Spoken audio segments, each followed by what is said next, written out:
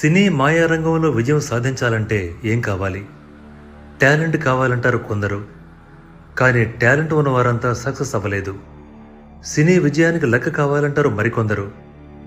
లెక్క ఒకటే విజయం ఇవ్వదని తోసిపుచ్చుతారు. అవకాశాలు ఇప్పించే గాడ్ ఫాదర్ కావాలంటారు. ఇలా చెబుతారు. కానీ నిజానికి సినీ రంగంలో విజయానికి అవసరమైంది లౌక్యం కూడా. మిగిలినవన్నీ ఉండి కేవలం లౌక్యం కరువవటం వల్లనే తన సినీ రంగ జీవితం పరిమిత కాలం మాత్రమే నిలిచి ఆ తర్వాత అనామకుడిగా ఈ లోకం విడిచినవాడు కులశేఖర్. కులశేఖర్ సింహాచలంలో శ్రీ వైష్ణవ కుటుంబంలో పుట్టాడు. సంస్కృత, తెలుగు భాషల మీద పట్టు కుటుంబ వారసత్వంగా పొందాడు. వారసత్వంగా వచ్చిన దానిని మెరుగులు దిద్దుకునే యత్నమే కులశేఖర్ని ఉన్నత స్థానానికి చేర్చింది. చదివింది ఏదైనా, విన్నది ఏదైనా విశ్లేషించే వరకు విశ్రమించేవాడు కాదు.